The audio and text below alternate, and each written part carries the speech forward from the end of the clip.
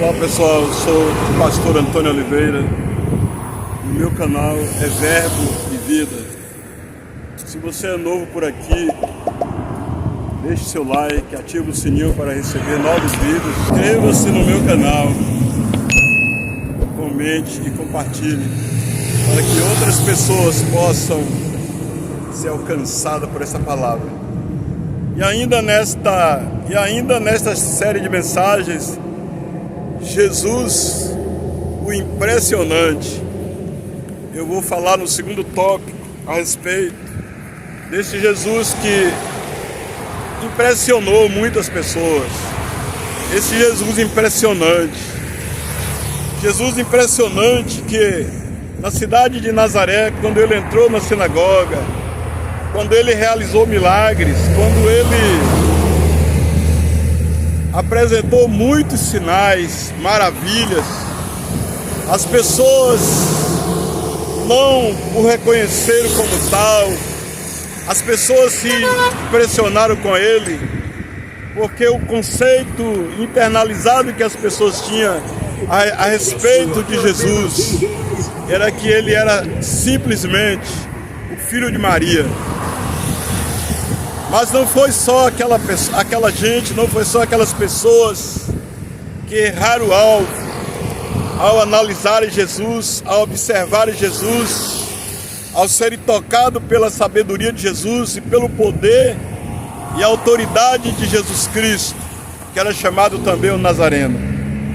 Os discípulos de Jesus, apesar de andarem com Jesus, apesar de estarem ali com o Senhor, ouvindo o ensinamento de Jesus, ouvindo sobre a revelação do reino de Deus, ouvindo sobre o propósito dele na terra, estabelecer o reino de Deus, fundar a sua igreja, firmar a doutrina que seria passada de geração a geração, mas eles também se equivocaram a respeito disso.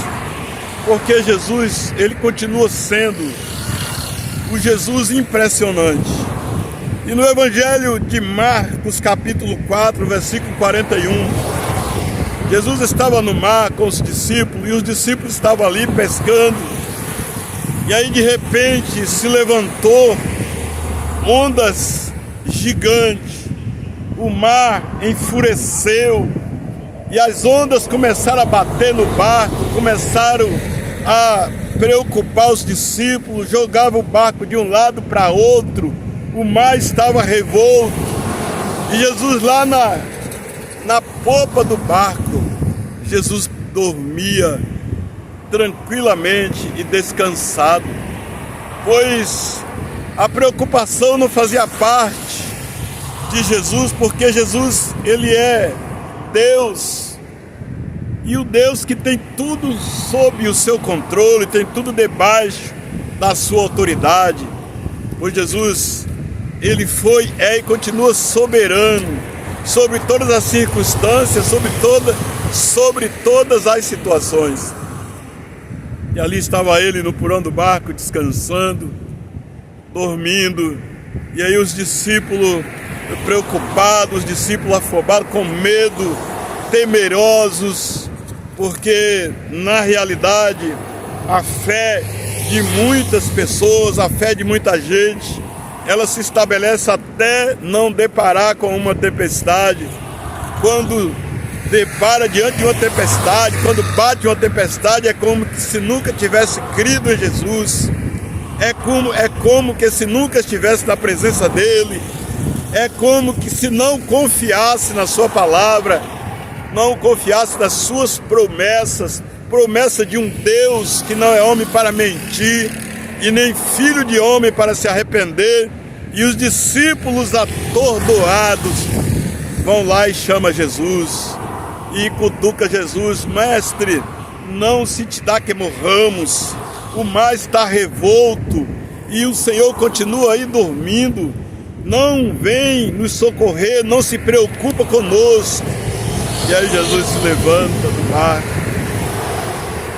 A primeira coisa que Jesus disse logo para eles: não temas, porque essa foi uma das palavras sempre usada por Jesus: não temas, pois o medo é o desencadeador de toda perturbação, de todo desespero.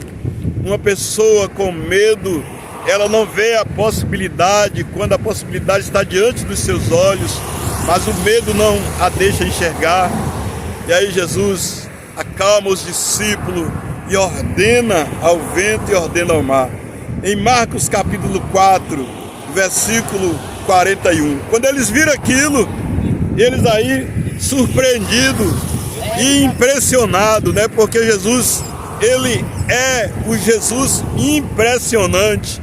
Impressionante porque ele sempre impressionou aqueles que achavam que conhecia ele, aqueles que, apesar de estar na presença dele como os discípulos no barco, Jesus estava no barco com os discípulos, mas mesmo assim eles não faziam ideia de quem era Jesus, do poder que Jesus tinha, da autoridade que estava sobre ele, do domínio que ele tinha, que ele tem sobre cada fenômeno da natureza. Jesus tem autoridade, tem poder sobre os ventos, sobre os mares, sobre os sinais dos céus, sobre tudo e sobre todos. E aí, quando Jesus ordena com aquela palavra de autoridade, eles agora surpreendidos, olha para Jesus, olha uns para os outros, e aí a pergunta que não quer calar: quem é este que até o vento e o mar lhe obedecem? Essa foi a pergunta de quem estava junto com Jesus. Essa foi a pergunta daqueles que Jesus estava no barco com eles. Quem sabe essa tem sido a tua pergunta diante do que você está vivendo. Jesus está no teu barco. Você crê na palavra de Deus? Você crê no que ele disse: eis que estarei convosco todos os dias até a consumação dos séculos?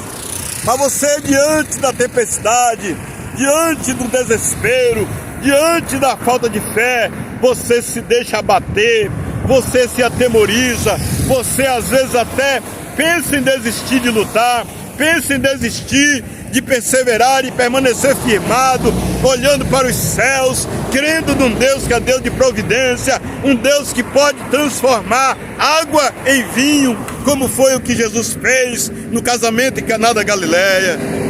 E aí, quando Jesus opera, quando Jesus ordena aos ventos que se aquietem, quando Jesus ordena aos mares, Jesus ordena as ondas para se aquietarem.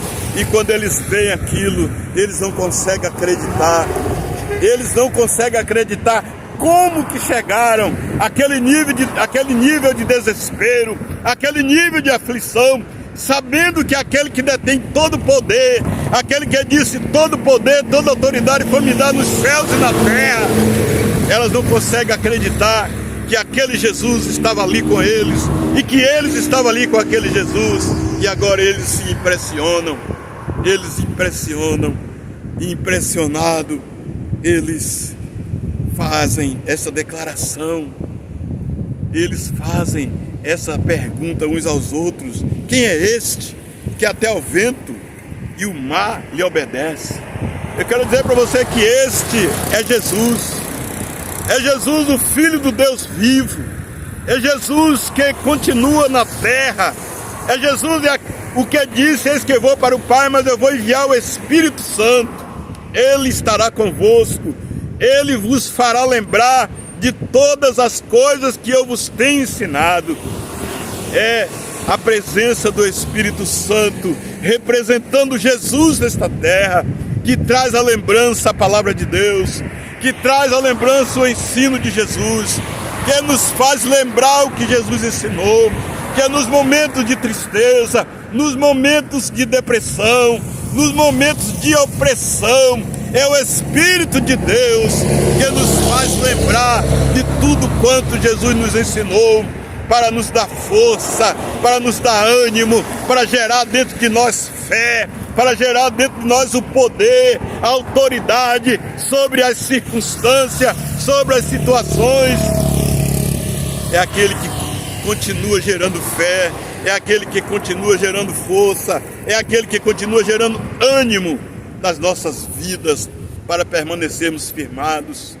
Não importa o conceito que você tem, não importa o conceito que você internalizou acerca de Jesus. Quem sabe para aqueles discípulos era apenas um pescador igualmente a eles ali no barco. Quem sabe para aqueles discípulos era apenas o filho de José, o filho de Maria. Quem sabe para aqueles discípulos era apenas mais um andante da Galileia. Mas eu quero dizer para você que Jesus é o Filho de Deus. Jesus é o Filho do Deus vivo.